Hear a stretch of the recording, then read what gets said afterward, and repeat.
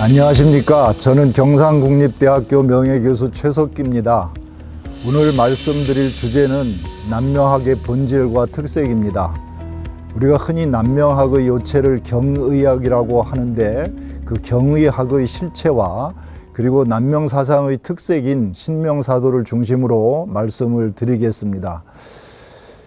우리가 흔히 이제 남명학의 요체를 경의라고 합니다. 그런데 요즘 사람들에게 경의가 무엇인가요? 이렇게 물어보면은 대부분 공경과 의리 아닙니까? 이렇게 얘기를 합니다. 그런데 무엇을 공경하고 무엇을 의롭게 하는 것인가요? 이렇게 물어보면은 대부분 답변을 잘 못하십니다. 이 경의는 조선시대 성리학의 아주 핵심적인 그 학문의 중심 과제라고 말할 수 있습니다. 그래서 이 경의학을 제대로 알기 위해서는 조금 더 우리가 경의에 대한 이해를 할 필요가 있습니다. 이 남명학을 경의학이라고 하는 이유는 남명 선생이 만년에 이 경의에 대해서 자주 말씀을 하셨고, 특히 경의는 우리 육아의 1월이다 이렇게 말씀을 하셨습니다. 그리고 산천제 벽에다가 경자와 의자를 큰 글씨로 써서 붙여놓고 매일 보셨으며, 또 차고 다니시던 칼의 자루에 내명자경 외단자의라고 새겨 넣으셨습니다. 이처럼 남명 선생이 경의를 중시하시니까 그의 문인들 및 후학들은 이러한 사실에 의거해서 남명학을 경의학이라고 일컫게 되었습니다.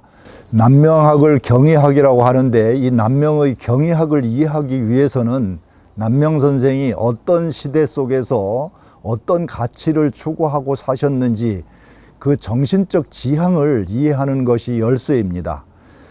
남명 선생은 5, 6세경에 한양으로 이주를 해서 약 20여 년 동안 한양에서 사셨습니다. 이 19살 때인 1519년 한양에서 기묘사화를 직접 목격하셨습니다. 이 기묘사화는 그 조광조 등 도학 정치를 펴려던 분들이 훈구 세력에게 화를 당한 일대 참혹한 사건이었습니다. 남명 선생은 이 사건을 보시고서 여러 가지 생각을 하셨겠죠. 그러나 젊은 나이이기 때문에 과거 공부를 그만둘 수 없어서 그 이듬해 사마시 초시와 문과 초시에 응시해서 모두 합격을 했고, 21세 때는 문과 회시에 응시했다가 낙방을 했습니다. 그리고 한양 인근의 산사에서 과거에 낙방한 이유를 찾으며 성리서를 읽고 있었는데, 25세 때 성리대전을 읽다가 원나라 때 유학자 허영이 이윤의 뜻에 뜻을 두든지 안자의 학문을 배워서 세상에 나아가면은 큰 일을 하는 것이 있고, 물러나 초야에 있으면은 자신을 지키는 것이 있어야 한다.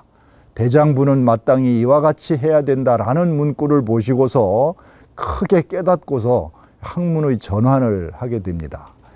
이 이윤처럼 세상에 나가서 뜻을 펼 수 없는 그 세상이니까 안회처럼 초야에서 학문을 하면서 도덕을 추구하자, 이런 생각을 남명 선생이 하셨던 것 같습니다.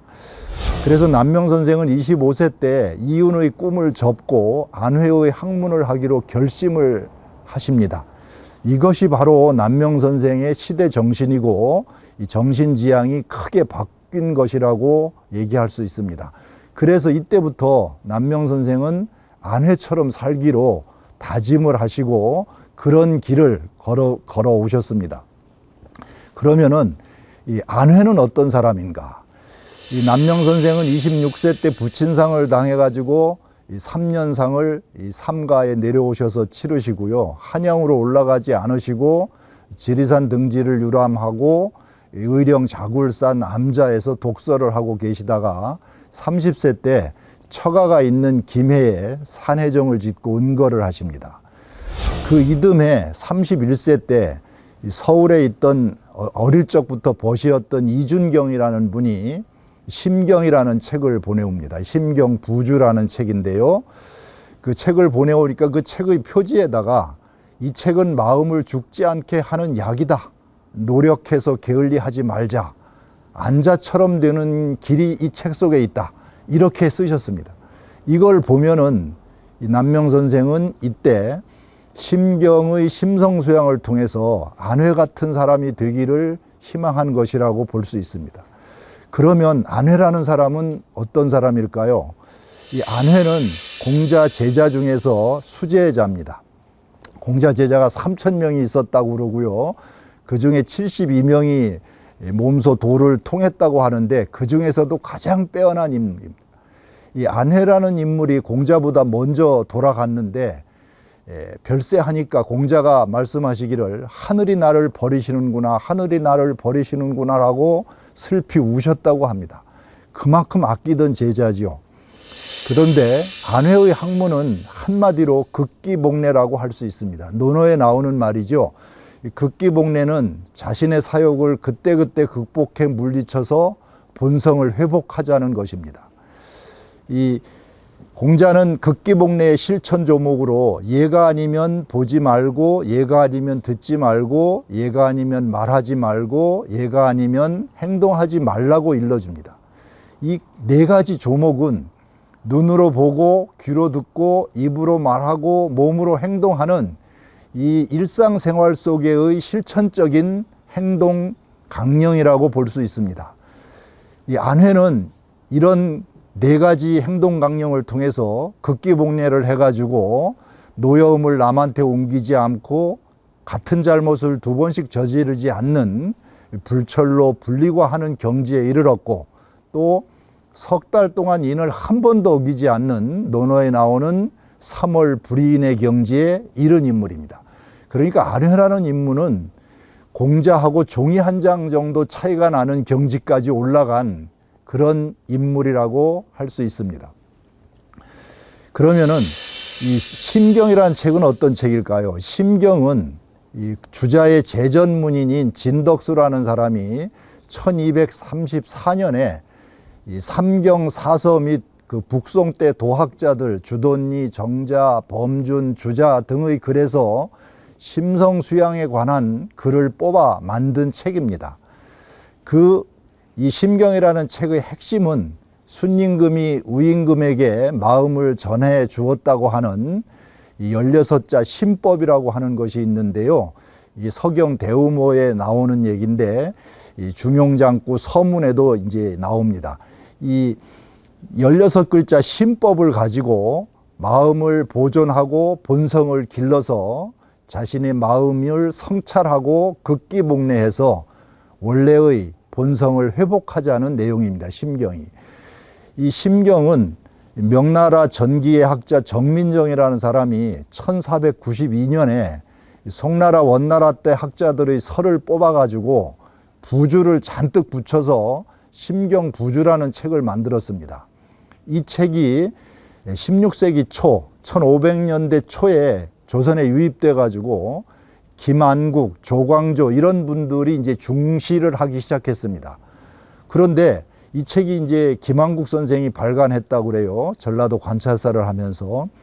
그런데 기묘사화를 당한 뒤에 사림들이 이제 사기가 위축되어서 숨을 죽이고 있을 때 이 성수침이라는 분, 이연적이라는 분, 이황이라는 분, 조식선생 이런 분들이 이 책을 굉장히 중요하게 여겼습니다. 그래서 이 책이 1500년도 한 30년대, 40년대 이때부터 이 사화기죠. 조선에 아주 급격히 유행을 하기 시작합니다. 전국적으로. 그러니까 사화가 극심할 적에 심성수양을 통해서 도덕성을 제고하고 기강을 부지하는 것이 그 시대에 제일 중요한 핵심 과제로 부각이 되었던 거고요. 그 책의 그 기본이 되는 책이 바로 이 심경이라는 책이었던 것입니다. 그래서 이 책을 경전처럼 중시했고요. 특히 퇴계 선생은 만년에 이 책을 주로 강의를 하셨다고 할 정도입니다. 그러면은 남명의 경의학이라는 것은 어디서 나왔는지 조금 더 자료를 통해서 살펴보도록 하겠습니다. 후세에 만들어진 남명선생 편년이라는 책이 있는데요. 61세조에 이런 기록이 있습니다. 산천제가 낙성되었다. 산천제라는 이름은 주역 대축괴의 그 강건 독실 휘광 일신 기덕이라는 이제 문구가 있는데 여기서 취했다고 그럽니다. 그러니까 이 대축괴가 산과 천이 합쳐진 괴인데 그 괴의 주된 내용이 나를 더 강건하고 독실하고 빛이 나게 해서 날마다 내 덕을 새롭게 만들어 보자 라는 내용이 이 대축괴의 핵심 주제입니다. 그러니까 그 주제를 집 이름으로 삼으신 거죠. 그래서 산천제라고 이름을 붙이신 거죠. 그리고 산천제 벽에다가 경자 의자를 크게 써 붙이시고 또 좌우에는 신명사도를 걸어 두셨다고 그럽니다. 그리고 또 이 남명선생의 학문은 주역 건괴 구삼효와 곤괴 유기효에서 터득한 것이 많았다. 이제 이런 내용들이 61세조에 나오는데요. 이게 다 중요한데 이것들에 대해서 조금 말씀을 드리겠습니다. 남명선생이 주역에서 터득한 건 무엇일까요? 이 건괴 구삼효 문헌 공자가 지으신 글인데요.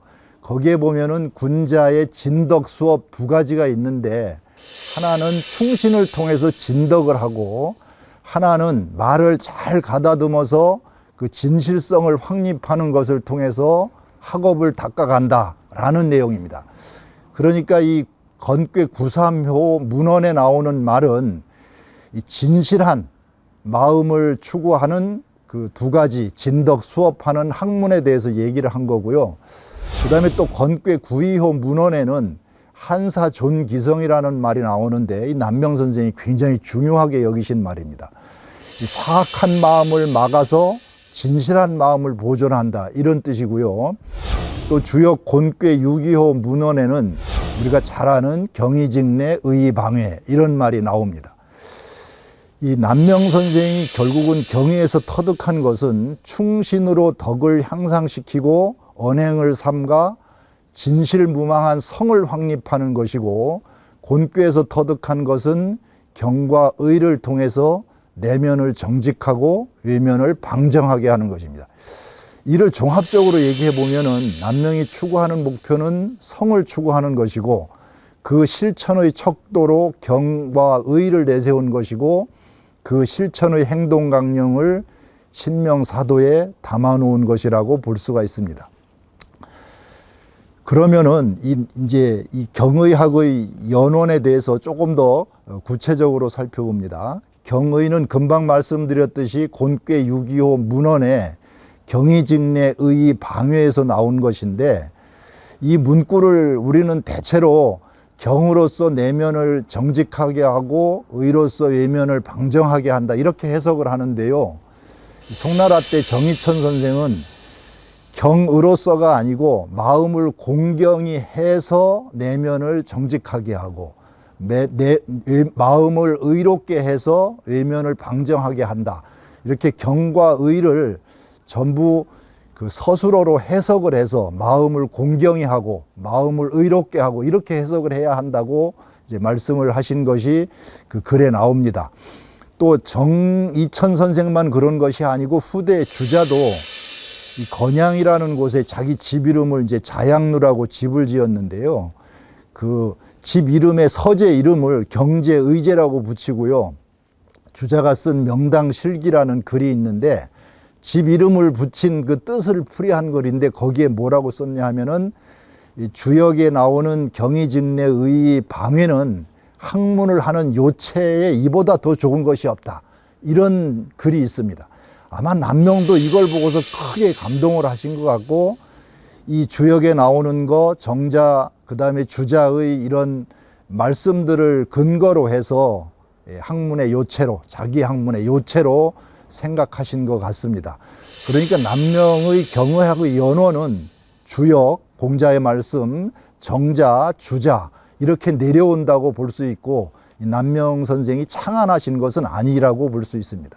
그러니까 공자, 정자, 주자로 내려오는 그 학문 정신을 새롭게 조선 땅에 정립시킨 분이다. 이렇게 말씀을 드리면 좋겠고요. 경과 의에 대해서 조금 더 그 의미를 살펴보겠습니다. 이 경이란 무엇인가? 경은 송나라 때 선종이 굉장히 유행을 했습니다. 그 선종의 선에 맞서서 육아적으로 주체적으로 어떻게 마음을 붙잡고 마음을 다스리는 공부가 없을까? 그것을 찾아낸 것이 바로 경이라는 것입니다. 그래서 이제 북송 때 정의천은 이 경공부의 방법으로 정제엄숙, 심신을 정돈하고 가지런하고 엄숙하게 한다. 주일무적, 마음을 한 곳으로 모아서 흩어져 달아남이 없도록 한다. 이렇게 얘기를 했고, 정자의 제자인 사량자는 마음이 흐리멍텅하지 않고 항상 또렷하게 깨어있도록 해야 된다. 이렇게 얘기를 했고, 또 정자의 제자인 윤도는 달아나는 마음을 자꾸 거두어 들여서 수렴해야 된다. 맹자에 나오는 구방심하고 비슷한 말을 했습니다. 주자는 이런 그 세 선생의 네 가지 말씀을 모두 수용하면서 주자가 쓴 경제잠이라는 데 보면은 또 의관을 바르게 하고 보는 것을 드높게 하고 마음을 잠심해서 거처하면서 하느님을 대하듯이 하라. 이 하느님을 대하듯이 하는 마음, 이게 바로 경이다. 그렇게 얘기를 했고, 또 경자라는 것은 외자의 뜻이 가장 가깝다. 그러니까 공경할 경자는 뭐 머리를 숙여서 공손히 한다는 뜻이 아니고, 마음을 두려운 상태로 경외할 때 외자처럼 긴장감을 유지한다. 이 외자가 경자의 뜻에 가장 가깝다. 이렇게 풀이를 했어요.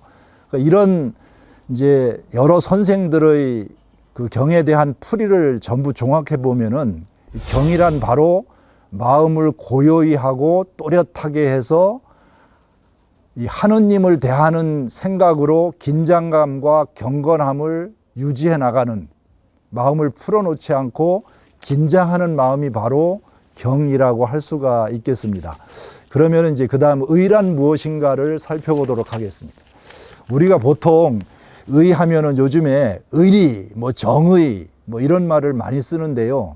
사실 의자는 기본적으로 마땅할 의자. 이 주자는 의라는 것은 마음으로 절제하는 것이고 일을 마땅하게 하는 것이다. 이렇게 풀이를 합니다. 이 마땅하게 한다는 말은 요즘 말로 하면 합리적으로 생각한다는 것이죠. 이치에 맞게 합리적으로. 그래서 이제 의를 요즘 우리 현대 말로 풀이를 하자면은 의는 의리 또는 정의라고 할 수 있는데, 의리라는 말은 사물의 정당한 이치이고 정의라는 것은 그 의리를 현실의 공정한 세상으로 만들어가는 것, 이렇게 설명을 드릴 수가 있겠고요. 이 주자는 이제 이런 설에 의해서 이 의자를 설명하면서 다른 이제 쭉 여러 가지 말씀을 하셨는데, 의를 요즘식으로 다시 정리를 한다면 이렇게 말씀드릴 수 있을 것 같아요. 의는 마음이 움직인 뒤에 그 마음을 절제해서 중용의도에 맞게 하고, 그것을 바탕으로 일을 처리할 적에 합리적으로 이치에 맞게 처리하는 것이 바로 의다. 이렇게 말씀을 드릴 수 있겠습니다. 그러면은 이제 남명 선생은 25세 때부터 아내처럼 살기로 다짐을 하셨다고 그랬는데, 그럼 어떻게 실천을 하셨는지 살펴보도록 하겠습니다. 참 남명 선생의 이제 이런 실천을 보면은 머리가 저절로 숙여지는데요. 남명 선생은 이 산천제에 계실 때 주로 60대 이후인데, 환갑 이후인데, 이 61세 된 환갑 지난 노인이 자신을 어떻게 단속했는지를 보여주는 굉장히 중요한 일화들이 많습니다. 그 중에 몇 가지 중요한 것을 간추려 보면요. 우선 이 공자, 주돈리, 정명도, 정호, 주희, 이 네 선생의 네 성현의 초상을 그려놓고서 매일같이 거기에 예배를 했답니다. 그러니까 이 사성현의 유상에다가 초상화를 그려놓고 매일같이 예배하기. 이 종교처럼 이제 받아들인 거죠. 그러니까 공자, 주돈니, 정호, 주의에게 매일 절하기. 이 쉬운 일이 아니죠. 그 다음에 내명자경 외단자의라고 칼자루에 새긴 이 경의검을 몸에 지니고 다니면서 이 마음속에서 사심이, 사욕이 일어나면은 그때 바로 그 칼을 가지고 그 사욕을 잘라내는 극기복례하는 일입니다. 바로 이런 것들을 계속 실천을 하셨고, 또 그것도 안 되니까 이 성성자라는 쇠방울을 차고 다니시면서 마음이 흐릿해지면은 바로바로 경각을 시켜서 또렷한 마음을 유지하시려고 했습니다. 이 성성자의 성자가요, 마음 신방변에 별성자를 쓰는데 마음이 밤하늘의 별처럼 또렷하게 빛나는 것입니다. 그러니까 흐리멍텅한 거와 반대가 되는 거죠. 또 그것도 안 되니까 방 안에다가 경자 의자를 크게 써붙여 놓고 하루에도 수십 번씩 그 글자를 보시면서 마음을 숙성시키는 겁니다. 또 그것도 안 되니까 신명사도를 걸어놓고 그것을 수시로 보면서 마음의 다짐을 하시는 거죠. 이런 것들을 61세 넘은 노인이 72세 돌아가실 때까지 매일같이 하셨다는 겁니다. 이게 정말로 위대한 일이고 100세의 스승이 할 수 있는 모습을 보여준 것이라고 생각이 듭니다. 자, 그 다음에 이제 우리가 남명학의 본질이 경의학만 얘기해서는 안 되고 남명학의 본질이 무엇인지를 알아야 남명학을 이해할 수 있는데 그것을 몇 가지로 정리를 해봤습니다. 첫 번째는 근본을 중시하는 사상입니다. 남명 선생이 쓰신 원천부라는 글이 있는데요. 제목이 근원이 있는 셈이라는 뜻입니다. 그 글의 말미에 이런 내용이 있습니다. 읽어보겠습니다. 경계하노니 마음이 사물에 응접할 때 온갖 감정이 흔들고 부추기네. 학문을 하여 근본을 세우면 온갖 감정이 흔들지 못하리. 감정에 빠질 수 있는 것은 근본이 없기 때문이고 감정에 흔들릴 수 있는 것은 마음씀이 없기 때문이네. 경공부를 통해 근원을 함양하고 하늘의 법칙에 근본을 하라. 이게 핵심 내용인데 결국 경공부를 통해서 하늘이 나를 내려다보고 있다고 생각하는 마음을 갖자는 거죠. 이 근본 중시 사상이라고 제가 봤고요. 두 번째는 남명학 본질의 두 번째는 성을 추구하는 겁니다. 성은 요즘 사람들이 이제 이해하기 어려운데요. 유학의 목표가 바로 성을 추구하는 겁니다. 중용의 핵심 사상인데요. 이 주자는 이 성자를 진실무망으로 풀이를 했습니다. 이 성은 요즘에 우리가 뭐 성실, 정성 이렇게만 얘기를 하는데 그것보다는 뜻이 훨씬 더 깊습니다. 진실무망이라는 말은 참됨으로 가득 차서 망하는 것이 없어진 상태입니다. 망은 망념, 망동, 망상 이런 겁니다. 사람의 마음으로 치자면은 참된 마음으로 꽉 차서 망념, 망상, 망동 같은 것이 아예 없어진 상태가 진실무망입니다. 그러니까 100% 진실한 마음이죠. 이 중용에서 이거를 천도라고 그랬고요. 이 성을 추구하는 것이 인간의 길이다. 나를 성되게 만드는 것이 인간의 길이고 성은 하늘의 도이다. 이렇게 표현을 합니다. 중용에서. 남명 선생은 바로 이것을 추구한 겁니다. 성인이 되기를 추구한 거죠. 그래서 남명학은 바로 이 성을 몸소 추구하는 데 있습니다. 중용의 성이라고 말씀을 드렸죠. 즉 경의 공부를 통해서 이 성을 추구하는 겁니다. 성의 경지에 올라가는 겁니다. 그래서 저는 남명학이 중용에서 나왔다 이런 얘기도 이제 하는데요. 인도를 닦아 천도에 합하는 천인합의를 하는 데에 남명 선생 학문의 목표가 있습니다. 이 1800년대에 우리 지역의 큰 학자인 박치복 선생은 남명학을 얘기를 하면서 명선과 성신의 홀로 전한 지결이 없어지지 않았다라고 하는 말을 했는데 이 명선과 성신의 홀로 전한 지결이라는 것이 바로 남명학을 이렇게 표현한 거고 이 명선과 성신이 바로 중용의 핵심 주제 중에 하나입니다. 이게 명선은 내 마음속의 선을 계속 밝혀나가는 거고요. 성신은 내 몸을 진실무망하게 참되게 만들어가는 겁니다. 수양을 하는 겁니다. 그래서 이제 이러한 정신이 학기우편에 있는 성도하고 남명집에 있는 무진봉사에 잘 담겨져 있습니다. 이 명선 성신이. 그래서 이제 이 성도라는 건데요. 학기우편에 있는 남명 선생이 직접 그린 그림으로 여겨지는데요. 성을 중심에 두고 그 주역에 나오는 주역 건괴 구사효 문헌과 구이효에 나오는 이 수사 입기성, 말을 잘 가다듬어서 그 진실성을 확립시키는 문제, 사악한 마음을 막아서 그 진정성을 보존하는 문제, 이런 것들이 주역 93효, 92효에 나오는 거고요. 그 다음에 곤괴 6.2호 문헌에 경의직내 의방에서 나오는 이런 걸 통해서 이걸 추구하는 것이고요. 그러니까 경의직내 의방회의 경의 공부를 통해서 성의 경지에 도달하려고 하는 거고, 또 대학에 나오는 경물치지 성의 할 때 이 성자를 써놨습니다. 이 경물치지의 진리탐구를 통해서 선을 밝혀서 알을 정확하게 추구하고 나면은 그 다음에는 마음속에서 일어나는 생각을 진실되게 표현하는 것으로 하고 있습니다. 신명사도에도 나오듯이 경물치지는 몸각관, 이 성의로 넘어오면은 바로 인기관이라고 주자가 얘기한 것을 남명 선생이 중요하게 생각해서 여기다 적어 놓으신 것입니다. 그 나머지는 뭐 중용에 나오는 문구 뭐 등등을 사서 이경에 나오는 문구를 역시 중요한 문구를 뽑아서 성을 추구하는 데 필요한 공부에 해당되는 것을 쭉 써 놓으신 것입니다. 그러니까 관련 문구들을 전부 뽑아 가지고 이렇게 이제 성도를 만드셨는데, 이게 바로 남명 선생이 최종적으로 추구하시는 목표가 성에 있었다는 것을 보여주는 것이고요. 남명학의 본질 중에 이제 세 번째가 주역의 대장꾀를 통해서 무망을 추구하는 건데, 이게 앞에 성을 추구하는 거하고 연결이 되어 있습니다.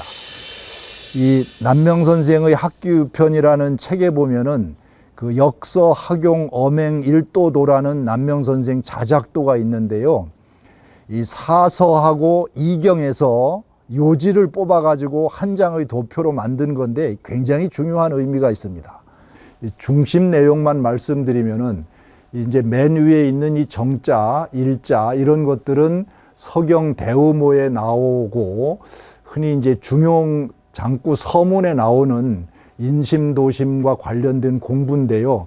인심은 오직 위태롭고 도심은 오직 미미하니 정밀하게 하는 공부를 통해서와 전일하게 하는 공부를 통해서 진실로 그 중도를 잡아라 하는 인심유의, 도심유미, 유정유일, 윤집골중이라는 16글자의 신법을 전한, 순임금이 우임금에게 신법을 전한 말이 바로 대의모에 있는 문구인데요. 거기서 따가지고 유정공부, 즉 알을 정밀하게 하는 공부고, 요거는 유일 공부인데 마음을 전일하게 하나로 모아서 전일하게 하는 공부, 이 두 공부를 통해서 이런 경지를 이제 추구하는 건데요. 유정 공부와 유일 공부를 통해서 주역에 나오는 뇌천 대장의 아주 삼엄한 기상을 가지고 공부를 해서 천례무망, 이 뇌천을 이제 거꾸로 뒤집으면 천례가 되는데 천례무망, 주역에 나오는 괴 이름입니다. 천례무망은 진실무망하고 똑같은 뜻으로 이 뇌천 대장의 공부를 통해서 마음의 망념, 망상, 망동이 완전히 없어진 상태의 성의 경지입니다. 그 상태에 유지하는 것, 이것을 도표로 만드신 겁니다.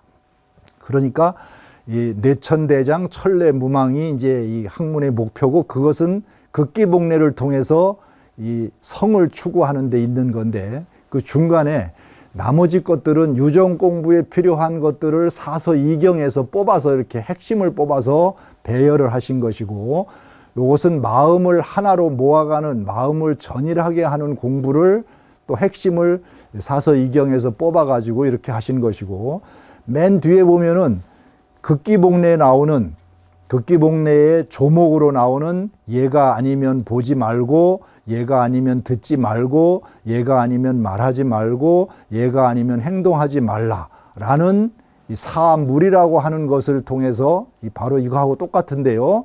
이 천례무망의 경지에 이르는 것을 도표해 놓은 거다. 이건 보조적으로 이제 거기에 필요한 것을 적어 놓은 것입니다. 그러니까 남명 선생은 사서 삼경을 다 핵심을 뽑아가지고 마음을 수양해서 도덕적 인격을 드높이는데 학문에 초점을 맞추셨다. 그것이 바로 이 그림이다. 이렇게 볼 수가 있겠습니다. 그 다음에 네 번째가 남명사상 본질의 핵심 중에 네 번째가 감정 다스리기인데 이게 바로 신명사도인데요. 신명사도도 한마디로 표현하면은 극기복례를 실천하기 위한 행동 강령이다. 저는 이렇게 이제 말씀을 드립니다. 이 신명사도는 사람의 이제 주요 감각기관인 눈, 귀, 입, 이 세 기관을 통해서 이 사람의 마음이 바라면은 외부로 이렇게 드나드는데 이 세 관문을 잘 살펴가지고 악의 기미가 발견되면 즉석에서 물리쳐가지고 본성을 회복하자는 것입니다. 바로 극기복례하는 것이요.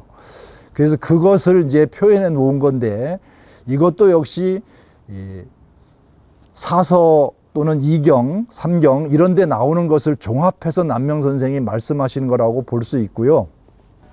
신명사도의 구조에 대해서 말씀을 드리겠습니다. 신명사도는 크게 이렇게 성곽 안쪽하고 성곽 바깥쪽하고 밑에 하단 부분 이렇게 세 부분으로 나누어 볼 수 있습니다. 제가 편의상 이름을 성곽 안쪽은 곽내라고 했고요. 성곽 외쪽은 곽외라고 했고 이 부분은 하면이라고 이름을 붙였습니다. 이 신명사도는 임금이 나라를 다스리는 것에 비유해서 사람이 한 개인이 자기 마음을 어떻게 보존하고 성찰하고 극기복례할 것인가 하는 문제를 압축적으로 표현해 놓은 것입니다. 우선 이 광내부터 살펴보면요. 맨 위에 신명사라는 집이 있는데 신명은 사람의 마음을 뜻합니다. 이 신명사라는 집에 거주하는 이제 이름을 태일군이라고 써놨는데 임금을 상징하는 거고요. 요거는 임금이 사는 궁궐을 상징하는 거겠죠. 전체적으로 궁궐 안에 궁전이겠죠. 이 마음 또는 임금은 두 가지 목표를 합니다. 하나는 천덕을 추구하고 하나는 왕도를 추구하는데 천덕은 하늘이 내린 본성을 인간이 얻은 것으로 이 하늘이 내린 본성을 거역하지 않고 순응하면서 사는 그 이치를 얻어서 순응하면서 사는 것을 천덕이라고 해서 주로 인격 수양, 인격 완성을 의미하는 거고요. 왕도는 왕도 정치로 이런 천덕을 바탕으로 해서 세상을 태평성대로 만드는 것을 왕도라고 할 수 있겠습니다. 임금의 두 가지 목표죠. 하나는 나를 도덕적 인격체로 만드는 것이고 하나는 세상을 태평한 살기 좋은 세상으로 만드는 것입니다.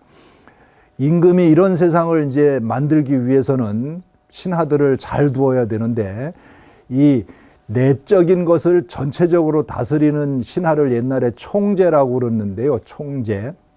총재의 이름을 경으로 삼았습니다. 총재의 이름을 경으로 삼은 것은 이런 나라를 잘 다스리듯이 마음을 잘 유지하기 위해서는 이 공경경자가 제일 중요하다. 그래서 이름을 이제 공경경자를 붙인 거고요. 그 다음에 항상 이 마음은 공경을 통해서 깨어 있어야 된다. 남명 선생이 경공부로 좋아하셨던 성성이라는 것을 여기다 써 놓은 겁니다. 그런데 이 마음을 다스리는데 그냥 보통으로 해서는 안 되고 임금이 사직에서 죽을 각오로 나라를 지켜야 하듯이 한 개인도 그런 마음으로 자기 마음을 보존하고 본성을 기르지 않으면은 사욕에 빠질 수 있기 때문에 이 문구를 써 넣은 겁니다. 그리고 이렇게 마음을 기르는 거하고 반대로 이제 성 바깥에다가 귀하고 몽을 써 넣었는데요. 이 귀하고 몽은 주자가 대학을 해석하면서 이 몽은 혼몽하다 이런 뜻으로 어떤 이치에 대해서 또렷하고 분명하게 알지 못하고 흐리멍텅하게 아는 것을 몽이라고 해놨습니다. 주자의 대학장구 8조목의 해석으로 치자면은 경물 치지를 통해서 진리를 탐구해서 분명하게 아는 것과 상대적으로 잘 모르는 흐리멍텅한 혼몽한 상태를 이제 몽이라고 해놓은 것이고요.